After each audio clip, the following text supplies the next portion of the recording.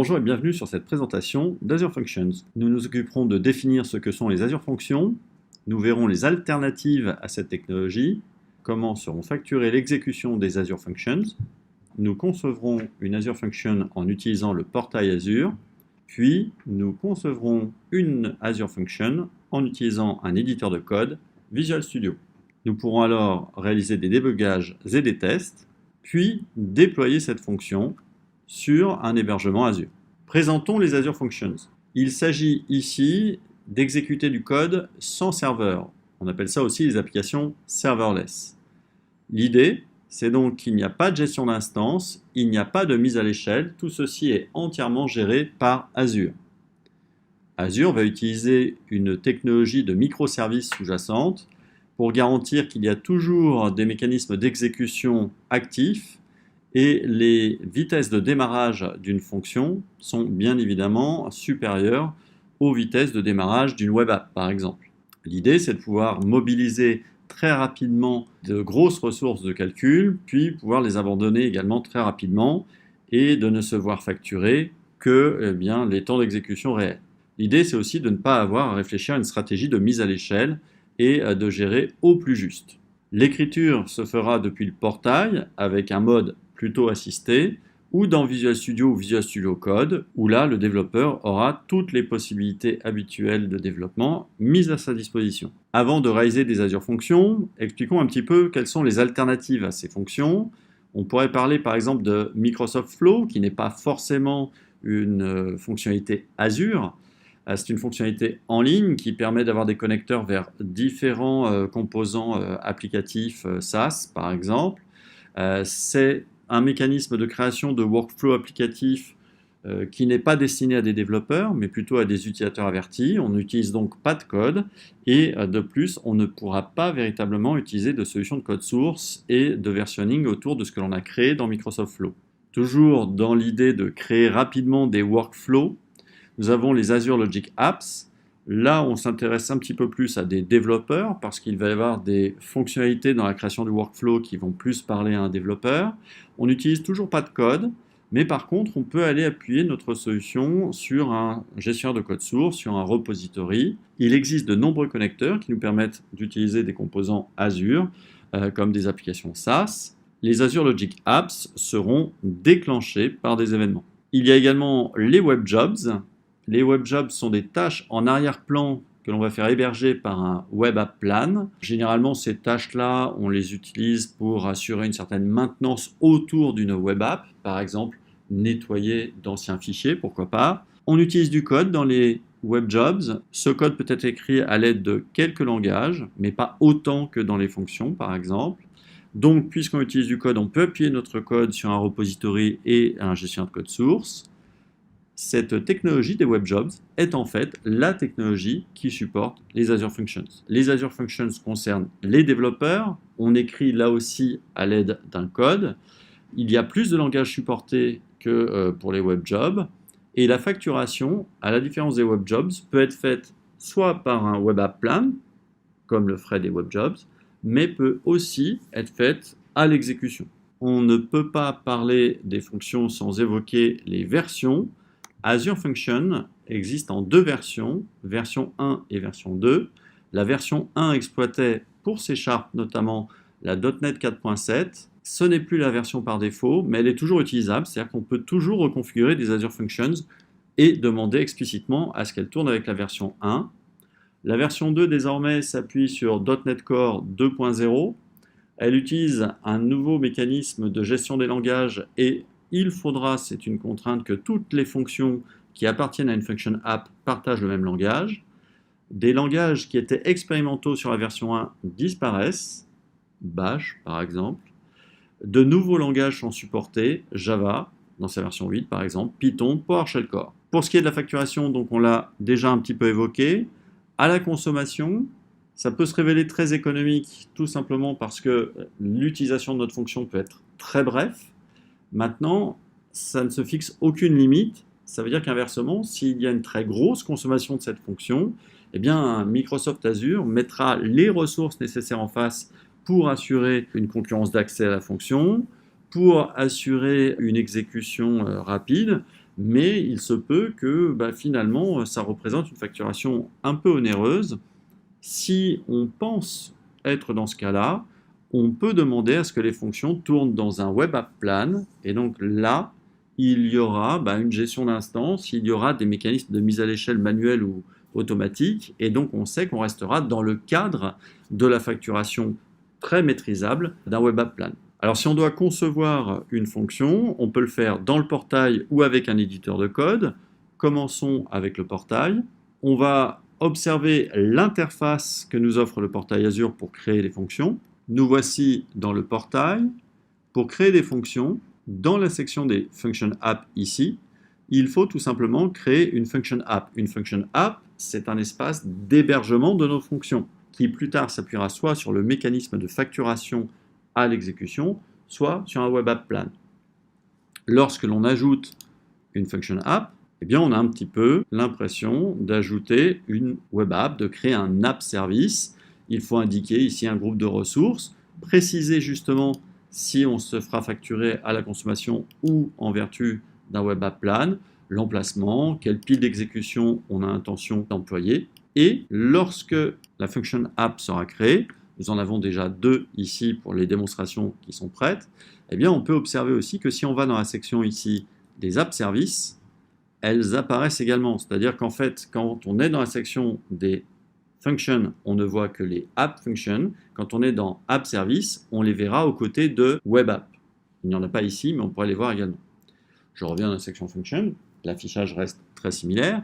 Et donc ici, il y a 2 function app, donc 2 espaces d'hébergement de fonctions, chacun pouvant héberger X fonctions. Il y en a une pour la démo du portail, une plus tard pour la démo Visual Studio. Nous sommes ici dans la Function App pour la démo du portail, et une fonction pour accélérer la démonstration a déjà été mise en place. Donc on le voit ici, on a la liste des fonctions, et on a notamment une première fonction, valider prêt. Cette fonction-là, quand on la sélectionne, nous expose par défaut le contenu d'un fichier par défaut qui est le fichier run.csx. Et il s'agit ici de C#. Alors, on peut, dans l'interface, à droite ici, demander à accéder à cette section qui permet d'afficher les fichiers. On notera que ici, en termes de fichiers, on a simplement le run.csx et un fichier JSON, qu'on va expliquer dans un moment. Maintenant, on voit également qu'il est possible de demander à ajouter de nouveaux fichiers ou à charger des fichiers existants. Donc ça veut dire qu'on pourrait éventuellement enrichir le fonctionnement de cette fonction en ajoutant d'autres fichiers contenant du code, voire pourquoi pas en ajoutant même des DLL par exemple, dont on se rendrait consommateur. En termes de fichiers, on a donc vu qu'il y avait ce fichier CSX, voilà, qui contient lui du code. Il contient surtout une méthode ici, qui est la méthode run. Cette méthode run attend des paramètres. Alors si on avait réalisé une toute nouvelle fonction, et je peux par exemple demander à ajouter une toute nouvelle fonction, il aurait fallu préciser des choses. Quel est le mode de déclenchement? Oui, car une fonction, c'est quelque chose qui réagit à un événement. Alors comme on le voit, il y a un certain nombre de déclencheurs qui sont proposés ici. L'HTTP trigger va permettre finalement de faire de notre fonction une sorte de webhook. Lorsque une certaine URL aura été atteinte, ça va déclencher l'exécution de notre fonction qui pourra avoir accès au contenu de la requête, accès aux paramètres de query string ou accès au corps de la requête, et qui réagira d'une manière ou d'une autre. Mais on pourrait aussi imaginer qu'on souhaite réagir quand un fichier arrive dans du stockage, quand un message arrive dans une file d'attente. On pourrait réagir également tout simplement à l'écoulement du temps et donc en fait planifier avec un timer. Et comme vous le voyez, il y a d'autres ressources Azure dont certains événements peuvent être à l'origine du déclenchement de notre fonction. Lorsque on a fait un choix, ici nous partons sur un déclenchement par réception d'une requête HTTP, on va nommer la requête, on va pouvoir préciser également son niveau d'autorisation. Un niveau d'autorisation anonyme signifie qu'il n'est pas nécessaire de fournir une clé de manière à utiliser la fonction. Si on demande un niveau admin, eh bien, il faut avoir cette fois-ci une clé qui est une clé d'administration de l'abonnement Azure. Si on demande fonction, il faut avoir une clé qui est définie uniquement au niveau de cette fonction-là. On va ici, peu importe, créer cette fonction dont on ne se servira pas, mais ça permet de voir le processus de création. Nous obtenons ici une fonction par défaut. Alors on va noter quand même que la syntaxe --R ici permet de faire une référence. Donc en fait, ce qu'on est en train de demander, c'est une référence à une certaine bibliothèque de .NET Core, qui est en l'occurrence ici est newtonsoft.json. Et puis ensuite, on retrouve, pour ceux qui font du C#, les fameux using qui permettent tout simplement de simplifier l'accès aux différentes classes, et ensuite du code. Alors on notera que dans ce code-là, nous avons ici deux paramètres attendus, la requête et un journal. On présume que par défaut, le développeur va chercher des informations sur la requête et va éventuellement journaliser quelques traces de son activité dans la fonction. Mais évidemment, on pourrait chercher à faire plus de choses que cela, et on va le voir, le nombre des paramètres attendus peut augmenter. On va voir également comment ajouter ces nouveaux paramètres. Alors, ce n'est pas le seul fichier, on a vu tout à l'heure qu'il y avait également un fichier JSON, et ce fichier JSON, on peut le configurer à la main, mais on peut également le configurer en passant par la section qui est ici, à gauche, intégrer. Et il s'agit ici, tout simplement, de préciser quel peut être le déclencheur, même si l'assistant nous a déjà aidé à le faire, mais vous le voyez ici, on peut préciser ici quelles sont les méthodes HTTP qui peuvent déclencher l'événement de traitement de fonction. Et puis les entrées et sorties vont nous permettre tout simplement de brancher notre fonction sur des composants tels que des ressources Azure qu'on va pouvoir consommer et qu'on va même pouvoir modifier. Si l'idée c'est de les consommer, on va créer une entrée. Si l'idée c'est de modifier, c'est d'agir sur ces ressources-là, on va en créer une sortie. Abandonnons cette fonction-là pour nous concentrer maintenant sur une fonction déjà prête. La fonction validé_prêt va retourner un booléen. Ce booléen sera vrai si les valeurs d'un prêt que l'on propose à la fonction sont correctes, sinon on retournera faux. Que l'on retourne vrai ou faux, on souhaiterait glisser dans une file de messages, dans du message queuing, un message indiquant que tel dossier, son prêt s'est vu refusé ou son prêt s'est vu approuvé. Donc ça veut dire qu'il faut récupérer les paramètres du prêt, soit dans les query strings, soit dans le corps de la requête. Il faut les tester et ensuite il faudra retourner en fonction de ce texte vrai ou faux, mais il faudra également écrire dans une file d'attente. Observons le code ici. D'abord une première information dans le journal de log, et le journal de log, le voilà, c'était un des deux paramètres présents par défaut quand on crée une fonction. On voit ici qu'on cherche à récupérer au niveau de la requête des paramètres de query string, mais ils pourraient ne pas être fournis sous ce format-là. On essaye également de récupérer le corps, de le transformer ici en un objet, et ensuite on va essayer de déterminer si finalement les 4 valeurs que nous voulons observer sont présentes en query string, auquel cas on les garde, et si ce n'est pas le cas, on prendra les valeurs qui pourraient être présentes dans le corps. Bien sûr, ici, le code est assez simpliste et ne traite pas de l'absence éventuelle et dans les query strings et dans le corps de nos paramètres. On détermine un booléen ici en fonction de notre règle de validation. Il faut un taux correct, il faut un montant supérieur à 1000, il faut une durée entre 84 et 360 mois. Et ici, en fait, on est en train d'ajouter un message dans une file d'attente. Cette file d'attente porte le nom de file message. Et en fait, elle vient d'où? C'est un paramètre qui est fourni également, mais on est venu rajouter ce paramètre. On s'est permis de dire, nous attendons un paramètre fileMessages de type iCollector pour du string, et ça va marcher. Ça va réellement aller ajouter une information dans une file d'attente. Toute la question, c'est comment? On va le voir tout de suite. Et on termine par le retour du booléen. Alors justement, si on est capable d'écrire dans une file d'attente, c'est parce qu'on a intégré en quelque sorte la file d'attente à la fonction. Si on va dans la section d'intégration, on observe que, comme tout à l'heure, il y a le déclencheur ici qui est configurable, mais il y a également une sortie. Et cette sortie, la voici, c'est du stockage de file d'attente. Alors, ce que l'on ne voit pas apparaître ici, c'est que lorsque vous créez une sortie pour une fonction, il faut que votre fonction soit en mesure de discuter avec des files d'attente, si vous avez choisi par exemple des files d'attente, mais ça pourrait être aussi du stockage, et pour y arriver, il faut qu'il y ait des extensions installées. Or, elles ne sont pas installées par défaut, donc ici, vous pourriez avoir un message vous demandant d'installer l'extension, vous demandez installer, ça prend quelques secondes, puis ensuite, vous pouvez continuer. Là, vous voyez qu'on a donné un nom aux paramètres de message, justement le fileMessages qu'on retrouve dans notre code, c'est important, c'est ici que nous l'avons baptisé comme ceci, et si dans notre code on veut pouvoir utiliser cette sortie de type file d'attente Azure, Eh bien, puisque cette sortie, nous l'avons appelée field messages, le paramètre attendu par la fonction doit porter exactement le même nom. Et puis ici, nous précisons quel est le nom de la file d'attente que nous visons, et une file d'attente qui se trouve où? Dans un storage account, et le storage account est précisé ici. Nous avons également une section gérer.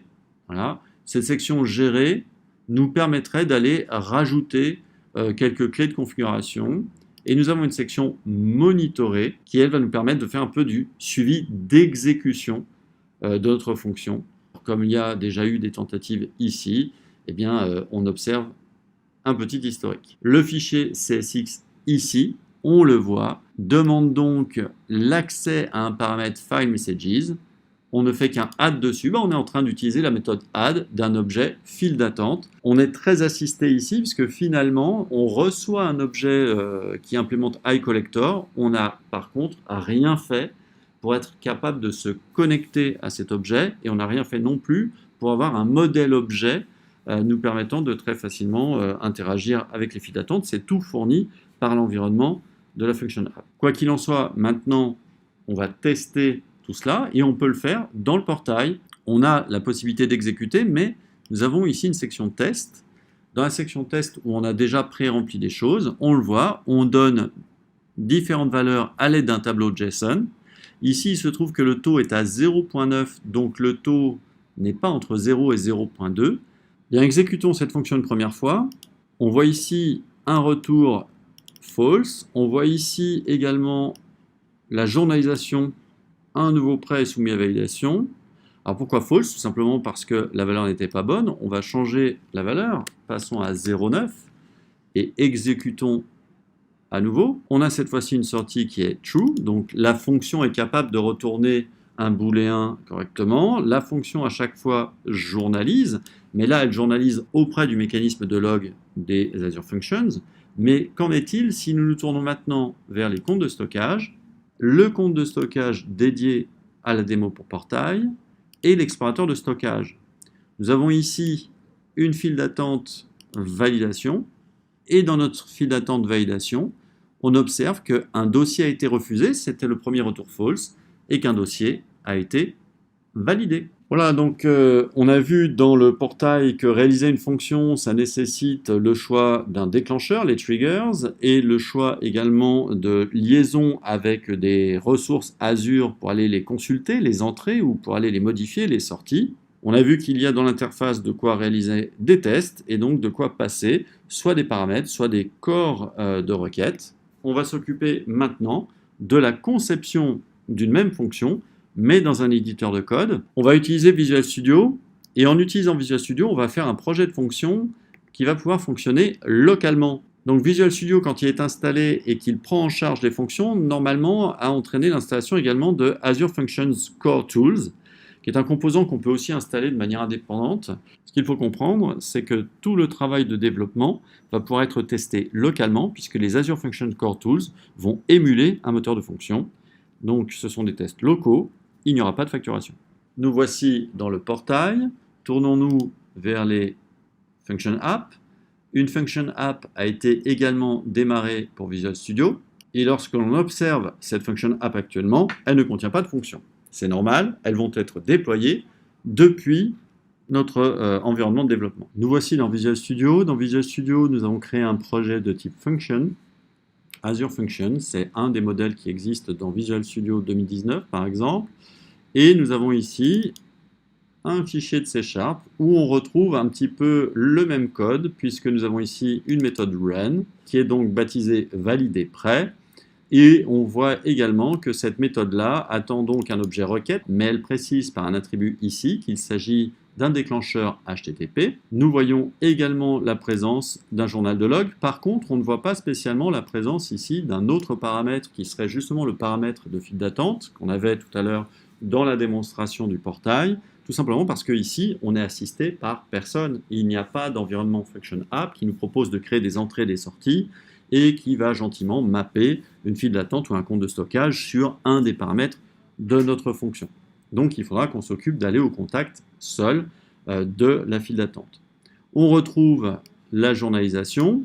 On retrouve la récupération des valeurs de query string, la récupération des valeurs du corps de requête, et on retrouve la validation. Ce qui est simplement nouveau ici, c'est qu'on a une démarche de connexion à un compte de stockage, de connexion à une file d'attente, de connexion surtout à une file en particulier, et ensuite, eh bien, on a un message qui est créé.